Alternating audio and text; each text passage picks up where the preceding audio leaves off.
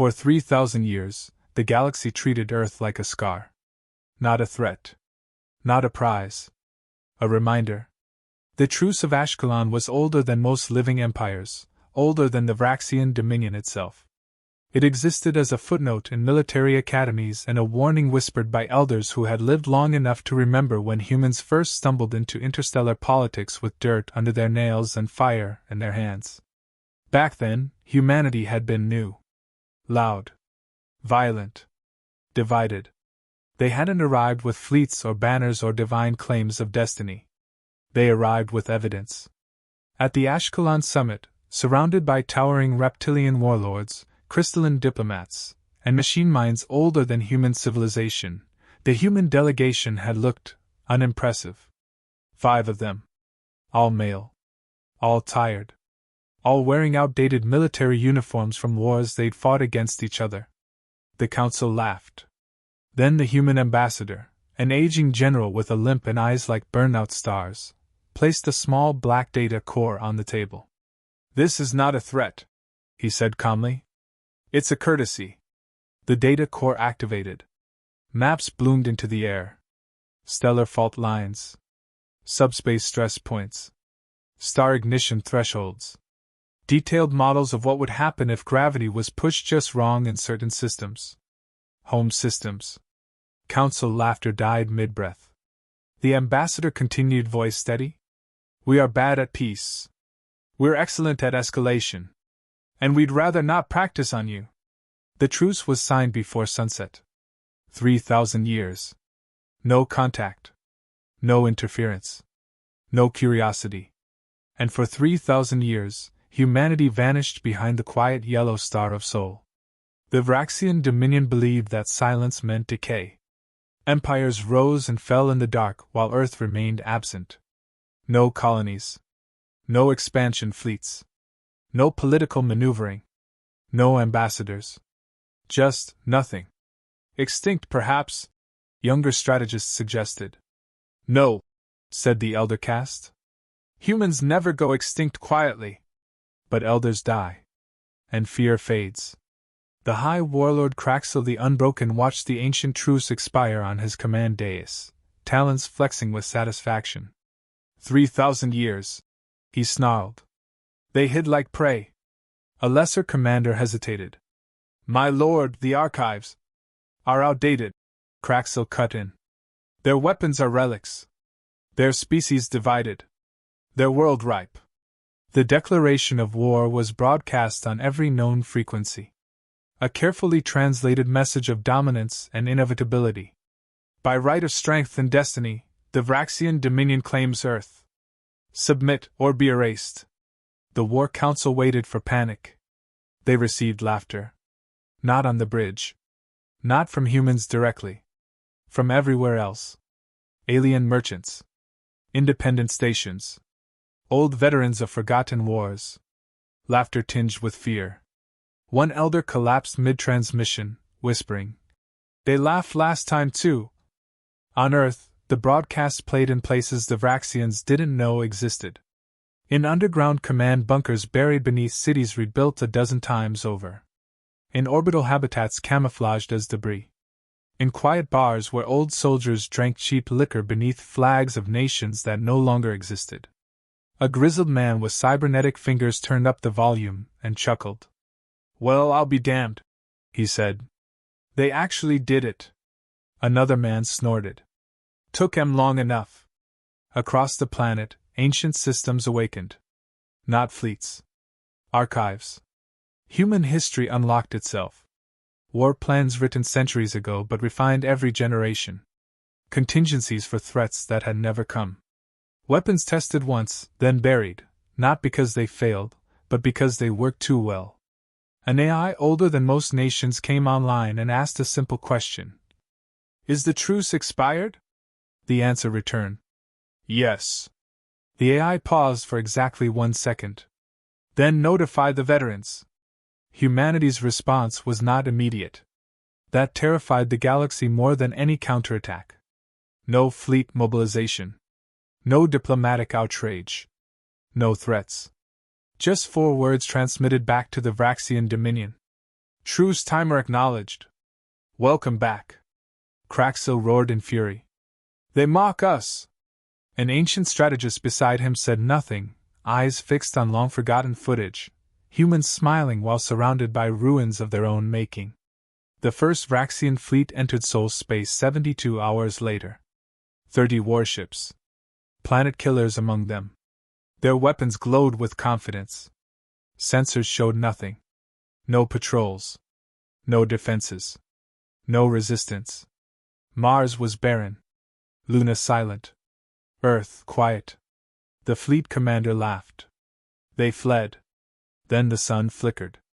Not dimmed by shadow. Adjusted. Gravitational readings spiked. Subspace screamed. Vraxian engines failed in unison. Status! The commander shouted. No one answered. A human voice came through, rough, amused, unmistakably male. You boys really waited 3,000 years to walk in without knocking? Stars shifted. Space folded. The fleet didn't explode. It simply ceased to exist. Across the galaxy, alarms rang in ancient halls where elders rose in horror. Because they remembered now. They remembered why Earth had been left alone. And somewhere, deep beneath Earth's surface, an old human general smiled grimly. All right, he muttered. Let's see what they've learned. The galaxy did not panic. It held its breath. When the first Vraxian fleet vanished without wreckage, without energy signatures, without even the courtesy of debris, the official explanation was sensor malfunction. That lie lasted 12 minutes. Then the independent traders arrived at the edge of Sol and confirmed what no empire wanted to hear. Space itself had been edited. The Vraxian High Warlord raged. They used a trick, Craxil snarled. One ancient device. One hidden weapon. His admirals nodded, eager to believe it. Only the elders stayed silent. One of them, scarred, slow-moving, ancient enough to remember the Ashkelon summit, finally spoke. Humans do not rely on single weapons, she rasped. They rely on habits. Craxil slammed a claw into the hollow table. Then we break those habits with force. And so the Dominion did what conquerors always do when pride is wounded. They escalated. 20 invasion fleets mobilized across Vraxian space. Warworlds spun up their forges. Clone vats filled with screaming soldiers bred for obedience, and nothing else. Slave species were shackled and marched into logistical roles, their lives measured in supply efficiency. Across the galaxy, ancient powers watched nervously. None intervened. Because they remembered Rule 0 of interstellar survival. Never stand between humans and their enemies. Earth responded in a way no war doctrine predicted. It did not rally allies. It opened archives. Across the galactic net, restricted human data suddenly became public. Not blueprints or weapon specs. History. Raw, unfiltered, and brutally honest. Alien worlds watched as footage spread, black and white recordings of human wars fought with bullets and mud. Cities burned by their own kind. Soldiers advancing through chemical fog, stepping over bodies that looked just like theirs. A Vraxian analyst whispered, "Why would they show weakness?" Then came the next files. Cold War simulations. Nuclear near misses. Planetary extinction models triggered by human error and aborted by seconds. A human narrator spoke over the footage, voice flat. "We are not proud of this. We are experienced." Military academies across the galaxy quietly shut down for the day. When the second Vraxian armada entered Sol, they came prepared. Quantum anchors deployed. Counter-gravity shields active. Reality stabilizers humming. And waiting for them were human ships. They were not elegant. No smooth curves. No ceremonial insignias.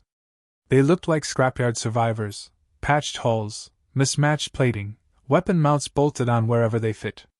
Names were painted on the sides in crude human lettering. Bad habit. Debt collector. Last warning. Divorce settlement. A Vraxian captain scoffed. "These are not warships." A human transmission cut in immediately. "No, the voice said cheerfully. They're what's left. The battle did not begin with formations. It began with impact. Human ships surged forward at reckless speed, ignoring firing lanes, ignoring doctrine, ignoring their own safety margins. One vessel rammed straight through a Vraxian cruiser's shield, detonated its engines inside the alien ship, and kept transmitting music until it went dark. Boarding pods followed. Not automated. Manned. Human marines punched through hulls and entered alien ships screaming obscenities in half-translated languages. They fought at knife range. They sabotaged reactors. They vented atmosphere deliberately to blind thermal sensors. A Vraxian officer screamed as a human sergeant dragged him across the deck. Why? The alien demanded. The sergeant paused, checked the insignia on the officer's armor, and smiled grimly. Hellion system, he said. You were there. The officer's defiance crumbled. They were left alive. Zip-tied. Branded. Marked. Human ships withdrew, leaving dozens of crippled Vraxian vessels drifting in silence. Attached to each was a simple data tag. We remember. Across the galaxy, something worse began. Rebellions. Slave species, long crushed under Vraxian rule, suddenly acquired weapons that perfectly countered Dominion tech. Human-made, human-supplied, labeled under interstellar law as defensive humanitarian assistance. A human diplomat appeared on neutral channels, smiling politely. We believe in self-determination, he said, and refunds for stolen labor. Vraxian supply lines collapsed overnight. Entire sectors went dark. Back in the Dominion war chamber, Craxel stared at the spreading red holomap. This is impossible, he hissed. An elder answered softly. They prepared during the truce. For war? No, she said. For inevitability. On Earth, civilians watched the sky battles like storms on the horizon. Old men sat with grandchildren and explained tactics instead of fairy tales. That ship's fainting, one muttered. Means they're about to lose. A child asked. Are we winning? The old man didn't smile. We're remembering, he said. That's worse. Far above, human fleets regrouped, not for defense, but for something the galaxy had never survived. Human retaliation. The Vraxian High Warlord stopped pretending this was a war. Wars had rules. Timelines. End states. This was something else. Entire sectors of the Dominion had gone silent, not conquered, not occupied, just unreachable. Supply fleets vanished mid-jump. Communications echoed back warped versions of themselves, as if space were mocking them. Craxel's talons trembled as he stared at the strategic display. This is not human warfare, he snarled. This is sabotage of reality. An elder seated behind him finally spoke, voice brittle with old fear. That is human warfare. With his empire bleeding from 1,000 unseen cuts, Craxel authorized the unthinkable. The Sun Splitter. It was a weapon from a more brutal age, forged when empires still believed terror was governance. A star lance capable of destabilizing stellar fusion, cracking a sun like an egg and letting its death wipe a system clean. It had only been used twice in recorded history. Both species it was used against were now myths. The elders protested. You will force them into extinction-level response, one warned. Craxel bared his fangs. Good. Let the galaxy see them die. The Sunsplitter platform slid into position beyond Sol's heliopause, escorted by the last intact Vraxian armada. Target, Earth's sun. Power built. Space screamed under the strain. The firing sequence began. On Earth, no alarms rang. No evacuations. No prayers. Deep beneath the planet's crust, ancient human systems observed, calculated, and compared. Weapon signature, confirmed. Model, Sunsplitter, 3rd generation. Known flaw, harmonic resonance instability at sustained output. A human voice, older than most nations, calm as winter, spoke to the war room. They never fixed it, she said. Do we intercept? A general asked. No, the voice replied. We educate. The sunsplitter fired. A beam of compressed annihilation lanced toward Sol. And bent. Not deflected. Redirected. The sun pulsed once, as if breathing. Then the beam collapsed inward, folding space like paper.